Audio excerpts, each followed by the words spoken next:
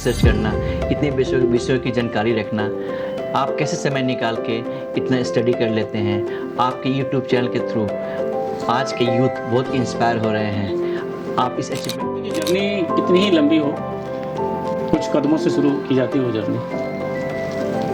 ये छोटे छोटे कदम हैं जिससे हम एक बड़ी जर्नी की तरफ अग्रसर हो रहे हैं।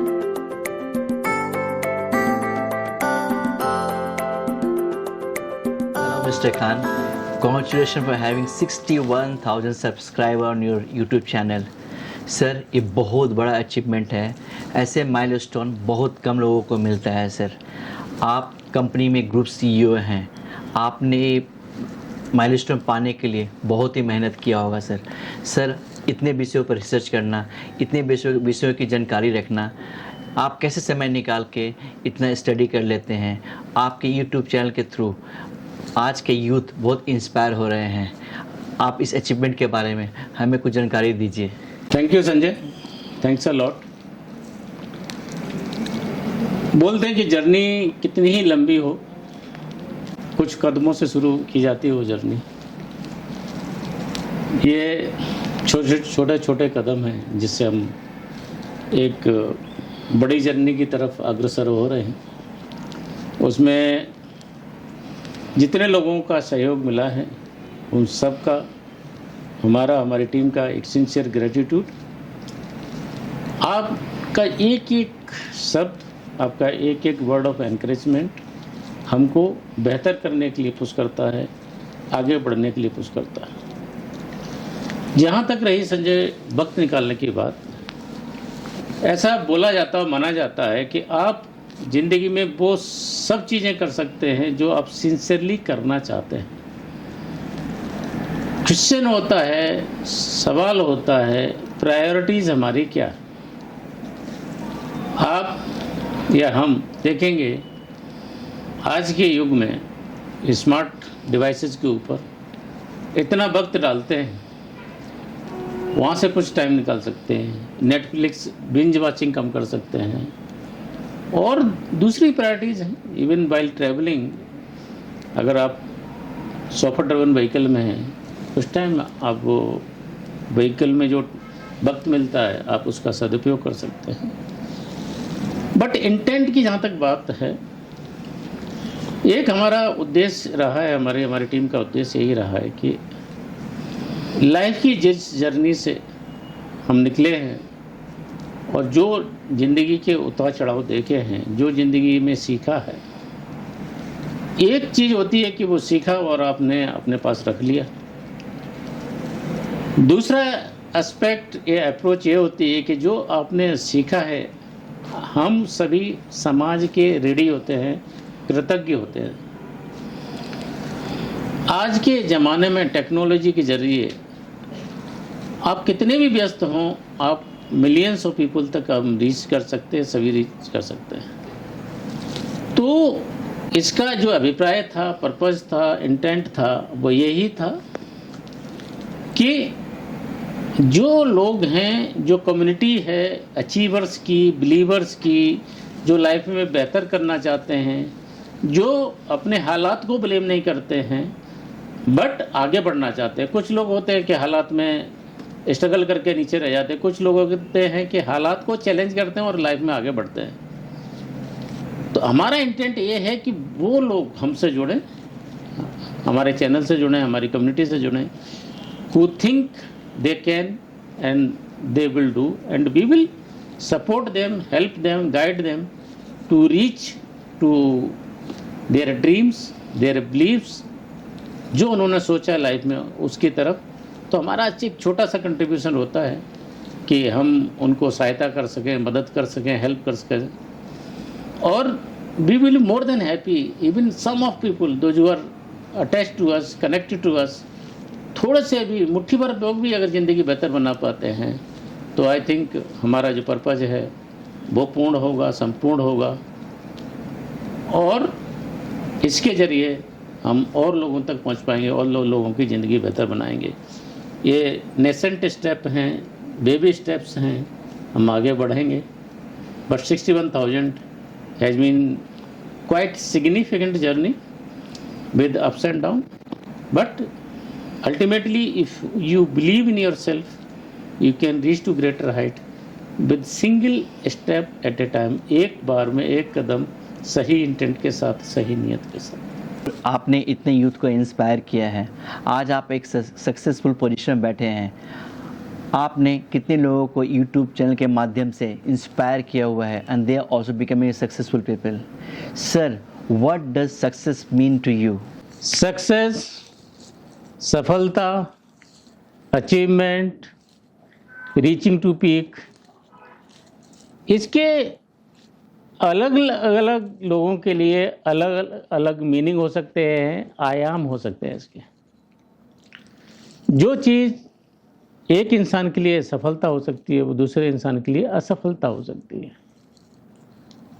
सफलता अगर हम समझना चाहें तो रिलेटिव टर्म में क्या है कि जो हमारी औकात है, सिंपल वर्ड्स में, जो हमारी कैपेबिलिटीज़ हैं, जो हमारी कैपेसिटीज़ हैं, उस पूरी कैपेबिलिटीज़ को औकात के परे जाके अचीव कर लेना। फॉर एग्जांपल मैं बताता हूँ कि एक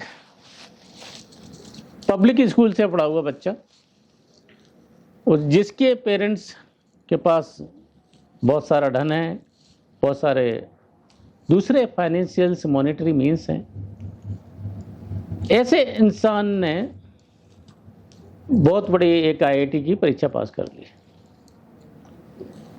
दूसरा एक सिचुएशन हो सकता है कि एक बच्चा गांव में पड़ा हुआ है, मुश्किल से अपनी ग्रेजुएशन करता है और एक क्लास 2 गजेटेड अफसर बन जाता है। अगर हम ऐसे देखेंगे कि जो आईआईटी वाला है वो ज़्यादा सफल है कि एक जो क्लास 2 वाला गजेटेड अफसर वाला बहुत ज़्यादा सफल है, देखेंगे तो क्या है कि अगर जो ग्रामीण परिवेश से एक आया हुआ बच्चा अपनी औकात से ज़्यादा, बहुत ज़्यादा उसने एफर्ट्स डाले और जिस पोजीशन पर पहुंचा है, उन अपने एफर्ट्स डालने के बाद, तो अगर हम मूल मंत्र देखें सफलता का कि जो हमने सोचा है अपनी लाइफ के बारे में, अपने संसाधनों के हिसाब से, अपनी कैपेबिलिटीज के हिसाब से, तो जो प्रोग्रेसिव रियलाइजेशन ऑफ आइडियल गोल है, इसको अगर टेक्निकली बोले लेंगे, हमारे धीरे धीरे एक मंजिल है, मंजिल की तरफ हम जो धीरे धीरे जाते हैं, तो उसको हम बोल सकते हैं कि सफलता हमको मिली। स्पोर्ट्स के फील्ड में अलग हो सकता है, पॉलिटिकल फील्ड में अलग हो सकता है, रिलीजियस एंड स्पिरिचुअल फील्ड में अलग हो सकता है, एकेडमिक फील्ड में अलग हो सकता है, पारिवारिक फील्ड में अगर एक गृहिणी है, माँ है, एक अपना जो उसका रोल है as a mother, as a wife, अगर वो पूर्णतः कर पाती है, बहुत सक्सेसफुल है। एक बिजनेसमैन एम्प्लॉयमेंट देता है लोगों के लिए, बहुत सक्सेसफुल है। एक लीगल वाला बंदा गरीबों की हेल्प करता है, जो लोग पिछड़े लोग हैं, जेल में सड़ रहे हैं, उनको निकाल के लेके आता है, वो एक सक्सेस है। तो सक्सेस का एक आयाम, एक रूप, एक मीनिंग सबके लिए अलग अलग हो सकता है, लेकिन अगर हम इसको समराइज करना चाहें तो success means progressive realizations of ideal goals which anyone has thought for himself or herself। धीरे धीरे जो जिसने सोचा है उसकी तरफ एक एक कदम लेके जाता है, एक एक बेबी स्टेप्स लेके जाता है, और जब जैसे जैसे उसके पास पहुंचता है वो एक सफलता बोल सकते हैं। होता क्या है कि सफलता एक परमानेंट स्टेज नहीं होती है। हम आज यहाँ पहुँचे, 4 स्टेप्स लिए, और धीरे धीरे उसके ऊपर और स्टेप्स आएंगे और अपने आप को पुश करेंगे और अपनी कैपेबिलिटीज को पुश करेंगे। तो सफलता का मीनिंग व्यक्ति स्पेसिफिक, टाइम के पर्सपेक्टिव में, रिसोर्सेज के पर्सपेक्टिव में बदलता रहता है। But if you ask me, जो हमने सोचा वो किया, वो पाया, वो सफलता। Hope I am able to clarify what you understand by success, what you understand by achievement. सफलता क्या है, अचीवमेंट क्या है, सक्सेस क्या है। सर, सफलता के बारे में आपने बहुत ही प्रेरणादायक और बहुत ही ऑथेंटिक बातें बताई। सर, सफलता के लिए आदमी जब कोशिश करता है तो बहुत से उतार चढ़ाव आते हैं, बहुत से आशा और निराशा आते हैं। सर, ये आशा और निराशा से निकल के सफलता पाने के लिए एक इंसान को क्या करना चाहिए, आपसे हम जानना चाहेंगे। तो आपके इंस्पिरेशनल वर्ड हमें श्योरली गाइड करेंगे कि हम सफलता की तरफ आगे बढ़ सकें और हमारे यूथ। सफलता, असफलता, जीत, हार, रोना, हंसना, दिन रात एक ही सिक्के के दो पहलू हैं। जो डुअलिटी होती है लाइफ की, एक है तो दूसरी चीज़ होनी होनी है। अगर जहाँ सफलता की बात करते हैं वहाँ असफलता आनी ही है, कि ये कोई भी कंटिन्यूस अपवर्ड ग्राफ नहीं होता लाइफ का। ये पीक्स एंड वैलीज होती हैं, अप्स एंड डाउन्स होती हैं लाइफ के। तो सबसे पहले जो चीज़ होती है कि अपने अंदर यकीन रखना, अपने अंदर विश्वास रखना, और जिस पर्पज के साथ, जिस कॉज के साथ, जिस ऑब्जेक्टिव के साथ हमने वो जर्नी शुरू की थी, पहला स्टेप शुरू किया था, पहला स्टेप लिया था, वो अपने आप को लगातार रिमाइंड करते रहना कि ये मैंने यात्रा, ये मैंने जर्नी क्यों शुरू की थी। जितनी बैली के अंदर फायर होगी, जितनी हमारी वो काम करने की वजह स्ट्रांग होगी, उतना ही हम अपने आप को पुश कर पाते हैं। एक सोहनलाल द्विवेदी की कविता है कि कोशिश करने वालों की हार नहीं होती। तो कंसेप्ट क्या है कि लहरों के डर से नौका पार नहीं होती, कोशिश करने वालों की कभी हार नहीं होती। तो अगर जो इंसान लगातार प्रयत्नशील है, उसको हराना नामुमकिन है, उसको ज़िंदगी में कोई भी नहीं हरा सकता है। एक बोला जाता है कि winners never quit and quitters never win. जो जीतने वाले होते हैं वो कभी क्विट नहीं करते हैं, और जो क्विट करने वाले होते हैं वो कभी जीतते नहीं हैं। तो सबसे इम्पोर्टेंट जो चीज़ होती है कि अपनी यात्रा को जारी रखना, बट यात्रा का इवेल्यूएशन जरूर करना। ऐसे नहीं कि हम मूर्ख की तरह बिना किसी फीडबैक के हम चलते जा रहे हैं। जो ऐसे हमने एक पीक टॉपिक जब डिस्कस किया था, हमने ये कंसेप्ट को डिस्कस किया था कि जो हम एफर्ट्स डाल रहे हैं उस एफर्ट्स के बारे में हमारा फीडबैक लूप स्ट्रांग होना चाहिए। हम क्या अच्छा कर रहे हैं, क्या अच्छा नहीं कर रहे हैं। जो अच्छा नहीं कर रहे हैं उसको इम्प्रूव करना, उसको बेहतर बनाना, एंड उसके ऊपर बिल्टअप करना, धीरे धीरे धीरे धीरे हमको वो सफलता की तरफ लेके जाता है। और हताशा निराशा होगी ही, नहीं हो रही है ऐसा हो ही नहीं सकता। ज़िंदगी में एक भी इंसान ऐसा नहीं हुआ जिसको सफलता के दौर में असफलता नहीं मिली होगी। कितने कितने युद्ध के जब लोग करते हैं उसमें कई युद्ध हारे जाते हैं। आज के पॉलिटिकल युग में भी देखेंगे लोग कितना हारते होते हैं, जीतते हैं, लगातार प्रयत्नशील रहते हैं। IAS की परीक्षा, IIT की परीक्षा, ज़िंदगी के दूसरे एफर्ट्स हैं। आपको प्रयत्नशील रहना ही है with strong efforts, better efforts.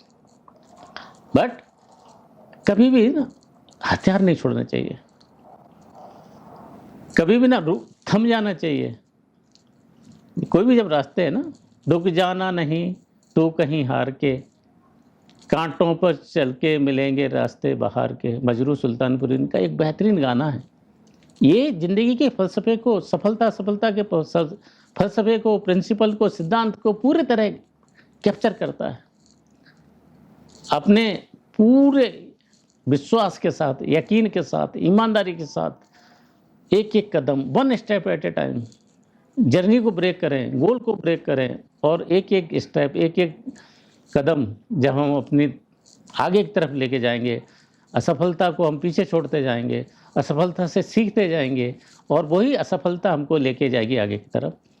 Thomas Alva Edison more than 1000 times उन्होंने एक्सपेरिमेंट किए। तो एक तो सफलता का अपोजिट फेल्यूर नहीं होता। फेल्यूर एक स्टेपिंग स्टोन होता है, जिससे हम सीखते हैं, जो हमको आगे की तरफ लेके जाता है। जो जैक मा हैं, अलीबाबा के फाउंडर, कितनी जगह से उनको रिजेक्शन मिला। ऐसे ही स्टीव जॉब की आप कहानी देखेंगे, कितने फेल्यूअर्स हुए। अब्राहम लिंकन की ज़िंदगी में देखें कितने फेल्यूअर हुए। तो सफलता एक पुश बटन नहीं है, ये जर्नी है, सतत जर्नी है, सतत प्रयास है। और इस प्रयास में हमको, आपको धक्के लगेंगे, गिरेंगे, लेकिन गिर के अगर उठना सीख लिया तो सफलता मिलेगी ही मिलेगी। सो गिर के उठें, सीखें, आगे चलें, सफलता आपका कदम चूमेगी। Hope it I am able to clarify what you intend asking me on this. Absolutely sir, आपने जिस तरह से इसको डिफ़ाइन किया, मैं बहुत श्योर हूँ कि सभी यूथ को, सभी यंगस्टर्स को और आपके सभी व्यूअर्स को बहुत अच्छी तरह से समझ में आएगी। और सब सफलता की सीढ़ियों पर चढ़ने के लिए एक मार्ग दिखेगा सबको। आप एक मार्गदर्शक की तरह बताए हो सर सफलता के बारे में। सर, हमारा अगला क्वेश्चन है जो हम आपसे जानना चाहते हैं कि इतने बिजी शेड्यूल में आप अपना टाइम कैसे मैनेज करते हैं सो इफ़ेक्टिवली दैट आप अपने ड्यूटीज़ को, रिस्पॉन्सिबिलिटी को, इतने बड़े ओहदे की जिम्मेवारी को भी संभाल लेते हैं, उसके साथ साथ आप हमें मार्गदर्शक की तरह गाइड भी करते रहते हैं। आज के युग में जहाँ पर इंफॉर्मेशन की या दूसरी चीज़ों की इतनी भरमार है कि any person is likely to get lost among heap of information which is surrounding everyone including myself। सबसे पहले जो चीज़ आती है कि are we able to locate, find what are our priorities. होता क्या कि लोग अपना टाइम डिप्लॉय करते हैं, वक्त लगाते हैं, most of the time they are not able to find out उनकी प्रायोरिटीज क्या है। They keep working on things which don't need their attention, means anything which could have been effectively delegated to down a 3 tier or 2nd tier. Many times I have seen people are busy with those things and they forget about what are the main things which need their attention, which need their priorities. So what is important, it is not just if you have 10 things on your plate, you do start taking one. No. I always say, even if you are able to tackle 3 things, the first thing, eat the frog in the morning. The most difficult जो चीज़ होती हैं, जिसको eat the frog का concept बोलते हैं, unpleasant task बोलते हैं, difficult task बोलते हैं, if we are able to win over those task in morning, it leaves lot of leeway for entire day। और इस सब चीज़ में क्या है कि planning in advance, planning your schedule in advance, planning your priorities in advance. As we reach higher in life, ये बहुत ज़रूरी हो जाता है कि हम चीज़ों को प्रायोरिटाइज करें, शेड्यूल करें और उनको टाइम रहते एग्जीक्यूट करें। सब चीज़ों के डेडलाइन रखना ज़रूरी होता है। ऐसा नहीं कि ओपन एंडेड रखी हुई हमने, कभी भी हो जाएगी, कभी इससे भी हो जाएंगे। तो prioritising your schedule, prioritising what are the things which need your attention, my attention, and deciding the timelines and effective delegation। Most of the leaders, they fail miserably because either they are not able to delegate properly। Delegation is not abdication or responsibilities। ऐसा नहीं कि आपने तिलांजलि दे दी अपनी जिम्मेदारियों को। No, delegation means taking help from people around, still able to control, have grip on those things, getting the things done without compromising with the quality, without compromising with the schedule, without compromising anything else। That is part of effective delegation। So if anyone needs to ask me, I'll say prioritize, delegate effectively and prioritize effectively। That's all। Sir धन्यवाद, आपने इस विषय पे हमें बहुत अच्छा knowledge दिया sir, और हम सब दर्शकों को बहुत ही पसंद आएगा और हम लोगों के लिए बहुत यूज़फुल रहेगा। सर आप सीईओ की पोजीशन पर काम कर रहे हैं और इतनी बड़ी कंपनी को हेड करते हैं। सर इस पोजीशन से आई एम श्योर आपके ऊपर बहुत से स्ट्रेस होते होंगे और many a times you must be getting angry. How do you manage and handle your people around you when you come in such situation? Sanjay, stress, anger एक life का part रहता। अभी किस लेवल तक हम लोग इसको मैनेज कर पाते हैं? अगर बोला जाए, कोई भी इंसान बोले कि मुझे स्ट्रेस नहीं होता है या मुझे एंगर नहीं होता है, तो या तो बहुत बड़ा योगी है या बहुत बड़ा झूठा है। हाँ, क्वेश्चन है कि हम उसको मैनेज कैसे कर पाते हैं, हैंडल कैसे कर पाते हैं। बहुत से तरीके हैं। सबसे पहला ऐसा देखा गया कि जो लोग स्पिरिचुअली कनेक्टेड रहते हैं, उनके पास स्ट्रेस हैंडल करने का, एंगर हैंडल करने का बेहतरीन माध्यम होता है। कई बार ऐसा बताया गया है, देखा गया है कि एक्शंस एलिविएट्स एंजाइटीज। किसी भी तरह की एंजाइटी है, एंगर है या स्ट्रेस है, ऐसा रिकमेंड किया जाता है कि हम we take some steps, we take some baby steps.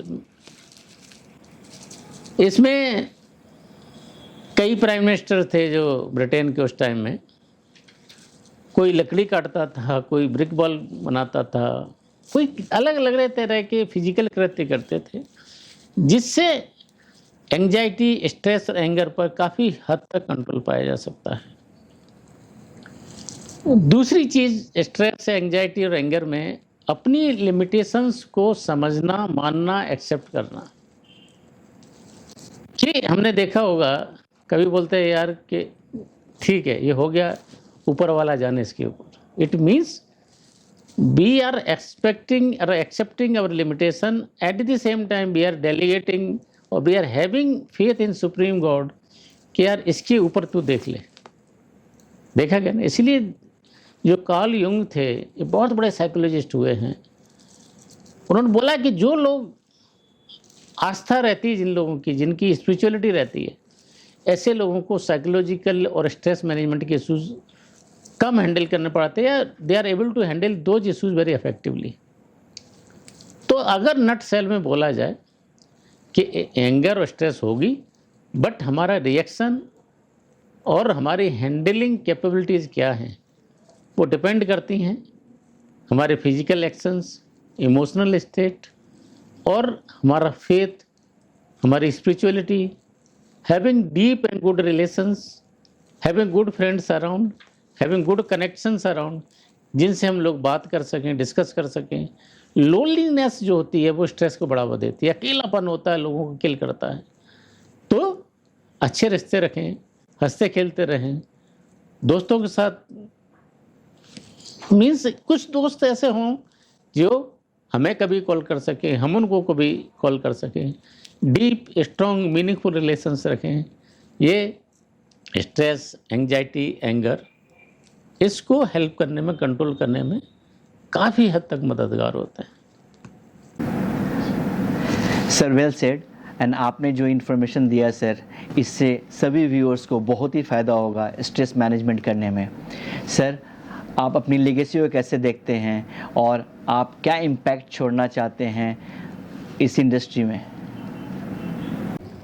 To very frank, legacy, impact,